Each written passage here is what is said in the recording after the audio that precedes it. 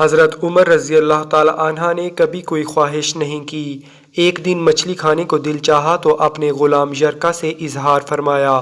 یرکا آپ کا بڑا وفادار غلام تھا۔ ایک دن آپ نے فرمایا، یرکا آج مچھلی کھانے کو دل کرتا ہے، لیکن مسئلہ یہ ہے 8 میل دور جانا پڑے گا دریا کے پاس مچھلی لینے، اور 8 میل واپس آنا پڑے گا مچھلی لے کے۔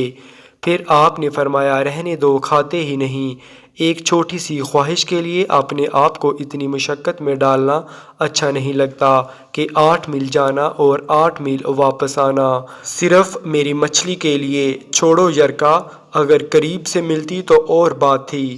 غلام کہتا ہے، میں کئی سالوں سے آپ کا خادم تھا، لیکن کبھی آپ نے کوئی خواہش کی ہی نہیں تھی، پر آج جب خواہش کی ہے تو میں نے دل میں خیال کیا کہ حضرت عمر فاروق رضی اللہ تعالی عنہ نے پہلی مرتبہ خواہش کی ہے اور میں پوری نہ کروں، ایسے کیسے ہو سکتا ہے؟ غلام کہتا ہے، جناب عمر رضی اللہ تعالی عنہ نے ظہر کی نماز پڑھنے گئے تو مجھے معلوم تھا ان کے پاس کچھ مہمان آئے ہوئے ہیں، عصر ان کی وہیں ہو جائے گی۔ غلام کہتا ہے، میں نے حضرت عمر رضی اللہ تعالی عنہ کے پیچھے نماز پڑھی اور 2 رکعت سنت نماز پڑھ کر میں گھوڑے پر بیٹھا۔ عربی نسل کا گھوڑا تھا، دوڑا کر میں دریا پر پہنچ گیا۔ عربی نسل کے گھوڑے کو 8 میل کیا کہتے؟ وہاں پہنچ کر میں نے ایک ٹوکرا مچھلی کا خریدا اور حضرت عمر فاروق رضی اللہ تعالی عنہ کی عصر نماز ہونے سے پہلے میں واپس بھی آ گیا، اور گھوڑے کو میں نے ٹھنڈی چھاؤں میں باندھ دیا تاکہ اس کا جو پسینہ آیا ہوا ہے وہ خشک ہو جائے اور کہیں حضرت عمر فاروق رضی اللہ تعالی عنہ دیکھ نہ لیں۔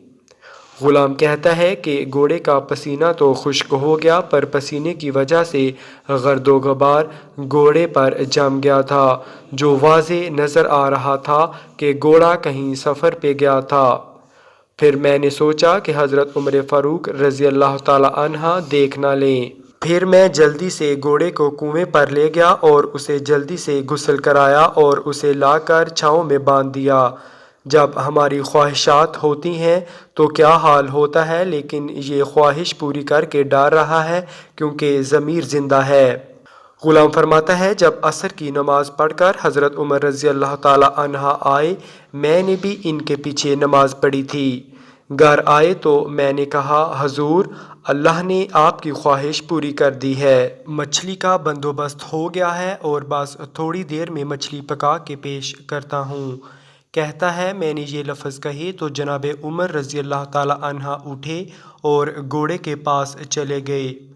گھوڑے کی پشت پہ ہاتھ پھیرا، اس کی ٹانگوں پہ ہاتھ پھیرا اور پھر اس کے کانوں کے پاس گئے اور گھوڑے کا پھر ایک کان اٹھایا اور کہنے لگے، یرکا، تو نے سارا گھوڑا تو دھو دیا، لیکن کانوں کے پیچھے سے صاف کرنا تجھے یاد ہی نہیں رہا اور یہاں تو پانی ڈالنا بھول گیا۔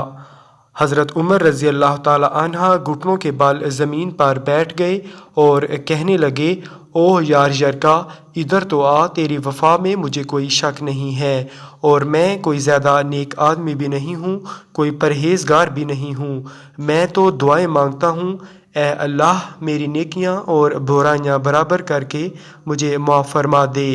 میں نے کوئی زیادہ تقوی اختیار نہیں کیا، اور بات کو جاری رکھتے ہوئے فرمانے لگے، یار ایک بات تو بتا، اگر یہ گھوڑا قیامت کے دن اللہ کی بارگاہ میں فریاد کرے گا کہ یا اللہ، عمر نے مجھے اپنی ایک خواہش پوری کرنے کے لیے 16 میل کا سفر طے کرایا، اے اللہ میں جانور تھا، بے زبان تھا، 16 میل کا سفر ایک خواہش پوری کرنے کے لیے، تو پھر یرکا تو بتا، میرے جیسا وجود کا کمزور آدمی مالک کے حضور گھوڑے کے سوال کا کیسے جواب دے گا؟